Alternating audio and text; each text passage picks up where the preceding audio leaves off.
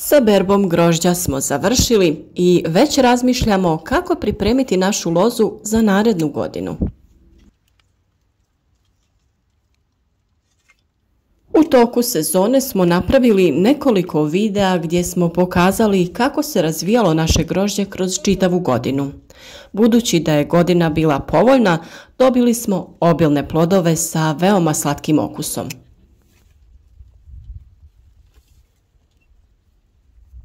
Lozu nismo tretirali hemijskim preparatima u fazi plodonošenja, tako da su vidljiva oštećenja na listovima.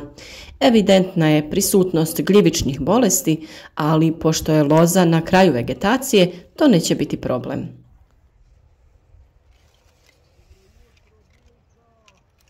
U ovom videu pokazati ćemo kako prihranjujemo vinovu lozu. Opisati ćemo kako i kada se orezuje, te opisati koje tretmane treba uraditi da bi lozu zaštitili od bolesti.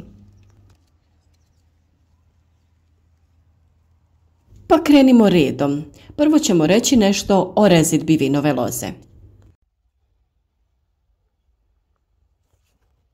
Pravo vrijeme za rezidbu je period mirovanja biljaka. Naša loza je posađena prije 2 godine.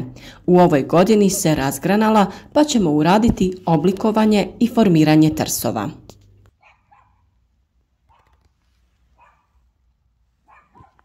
U ovom videu ćemo pokazati kako se to radi, iako još nije vrijeme za orezivanje.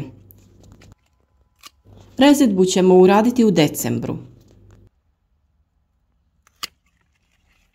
Rezidba vinove loze nije zahtjevan posao kao kod nekih voćnih vrsta, ali treba se obratiti pažnja.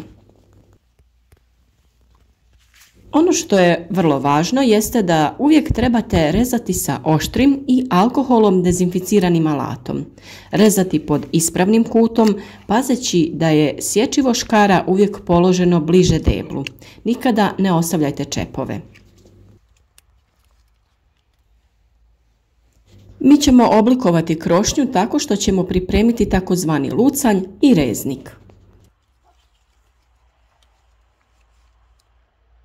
U protekloj godini u pazušcu svakog lista formirao se pup za narednu godinu.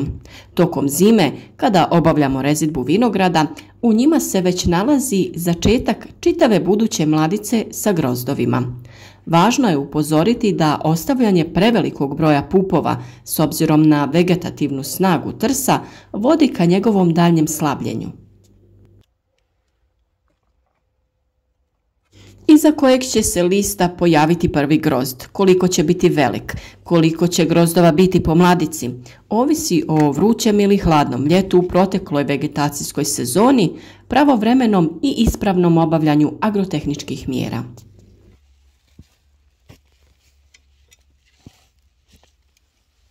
Opće pravilo rezidbe za Gyotov dvokratni i jednokratni uzgoj je taj da se sa trsa u pravilu odstranjuju prošlogodišnji lucnjevi u potpunosti, a sa prošlogodišnjeg prigojnog reznika se donja rozgva reže na reznik od 2 do 3 pupa, a gornja na lucanj od 8 do 10 pupova.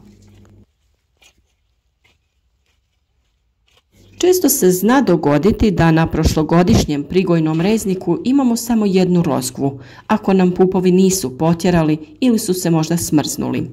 Tada ćemo za lucanj morati ostaviti jednu rozgvu s prošlogodišnjeg lucnja koja nam najviše odgovara.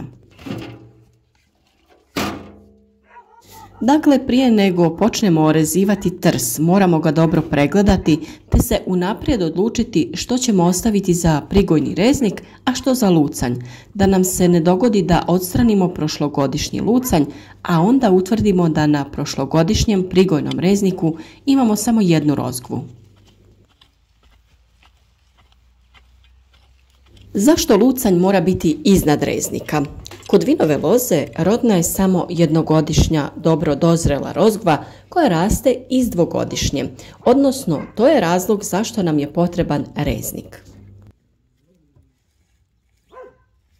Kod loze je izražena pojava polariteta, a to znači da uvijek viša tačka po položaju ili udaljenija dobiva više hranjiva. Upravo zbog toga je logično da lucanj sa 8 do 10 pupova mora dobiti više hranjiva od reznika sa 2 ili 3 pupa. Ovdje moram napomenuti da treba dobro pripaziti na sortiment našeg vinograda. Naime, znamo da je u pravilu rodna jednogodišnja rozgva koja raste iz dvogodišnje rozgve. Kod nekih sorti to nije pravilo. Dakle, rodna može biti i jednogodišnja rozgva koja raste iz starog drveta. Budući da naš pričuvni reznik raste iz starog drveta, to jest kraka, to treba imati u vidu. Ako pričuvni reznik ostavljamo na sorti koja ne daje rod na jednogodišnjoj rozgvi koja raste iz starog drveta, tada sljedeće godine nećemo ostavljati lucanj sa takvog reznika, nego ćemo još jednu godinu ostaviti samo reznik, pa tek treće godine rezati na reznik i lucanj. Isto tako, moramo paziti da režemo tako da ne radimo velike rane na trsu. Kroz rane u stablu trsa ulaze razne bakterije, gljivice i voda koji uzrokuju propadanje trsa. Takve rane treba premazati voćarskim voskom, silikonskim kitom i sličnim preparatima koji će dezinficirati ranu. Nakon što je trs orezan, preporučljivo je stablo i krakove počistiti od stare kore. Naime, ispod kore se zavlače razni nametnici i bolesti koji se aktiviraju dolaskom toplih dana. Kora se može počistiti rukom ili žičanom četkom. Ako čistimo rukom, tada je poželjno to raditi rukavicama. Ako pak čistimo žičanom četkom, tada moramo paziti da ne oštetimo provodne snopove trsa koji su smješteni ispod kore. Nakon što smo orezali vinograd, treba iznijeti orezanu rozgvu iz vinograda i što prije ju spaliti.